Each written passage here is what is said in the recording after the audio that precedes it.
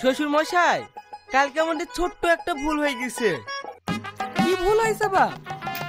আমরা কালকে যাকে চোর ভেবে মেরেছিলাম, এ আসলে চোর না। এর মতনই দেখতে আরেকজন আছে, তাই আমরা ওকে ভেবে একে মেরেছি। ও হ্যাঁ আব্বা। এইখানে সব কি হচ্ছে? কেউ আব্বা বলছে, কেউ শ্বশুর বলছে। এই, তুই তোর মেয়েদের কবে বিয়ে দিলি? আমার মেয়েরা সব ওদের ভালোবাসে তো, তাই জামাই বেরিয়ে করে। তোর আধিক্যতা দেখে আর বাঁচি না। ওর কথাই তোমরা কিছু মনে করে না বা। যাও ঘরে যাও।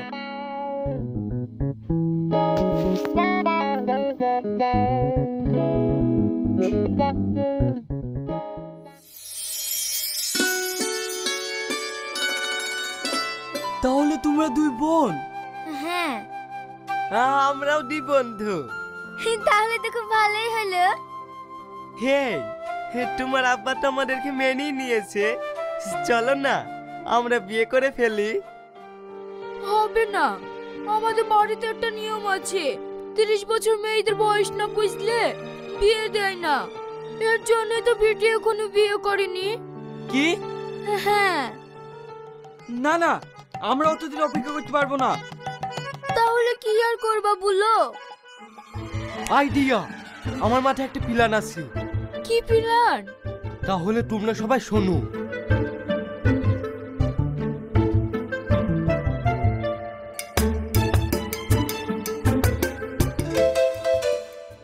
আমরা যদি এটা করতে পারি তাহলে আমাদের রাস্তা ক্লিয়ার।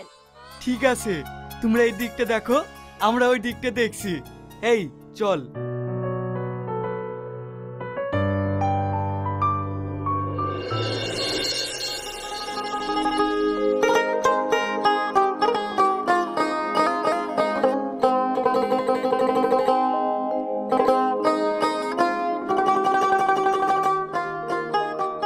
আব্বা, তোমার সাথে আমার কিছু কথা আছে।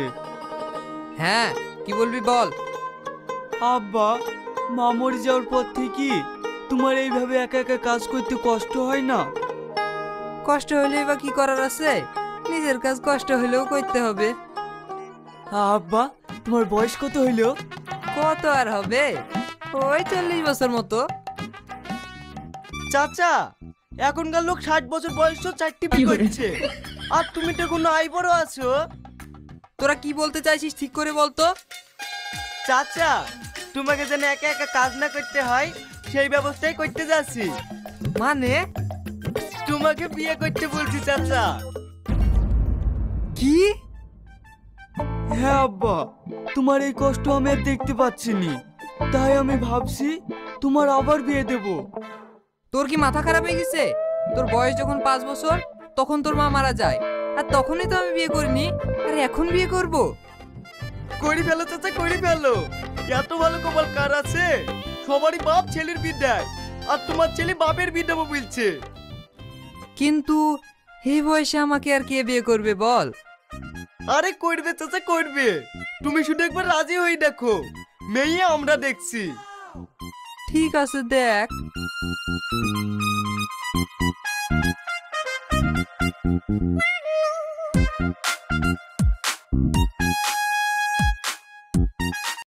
বেটি, তুমি কি জানো মেয়েদের আসল ঠিকানাই হলো স্বামীর ঘর?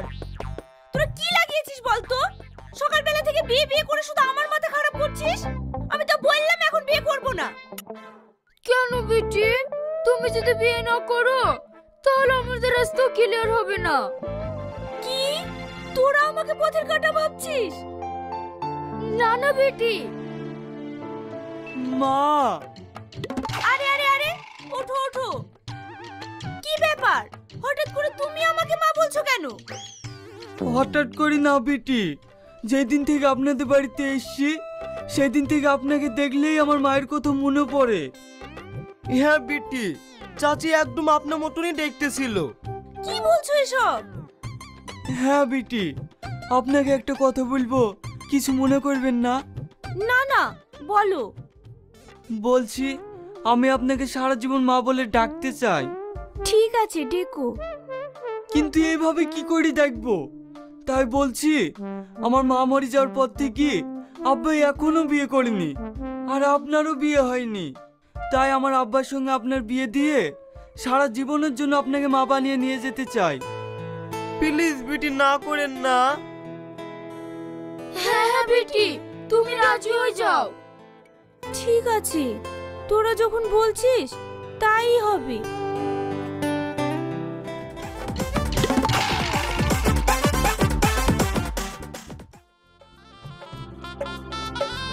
আরে দাঁড়িয়ে গেলি কেন? আমার বোনের বিয়ে, তোরা লজ্জা পাচ্ছিস কেন? আয়। তবে স্যার আপনার বোনেদের ভীষণ ভাগ্য ভালো, আপনার বোনেদের শিল্পপতি ছেলের সঙ্গে বিয়ে হচ্ছে। আমার বোন বলে কথা। ঠিকই বলেছেন স্যার। আয় ভিতরে আয়।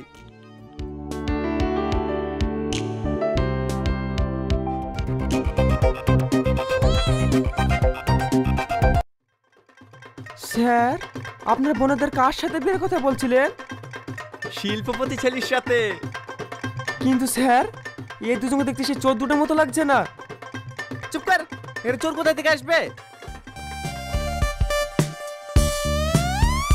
এই, তোরা এখানে বসে কি করছিস? আরে এরাই তো জামাই, তুই এদেরকে চিনিস নাকি? চিনবো না মানে? খুব ভালো করে চিনি। এরাই তো সেই চোর যাদেরকে ধরার লেগে আমি 2 বছর ধরে খুঁজছি। কি? পালাচ্ছিস কোথায়?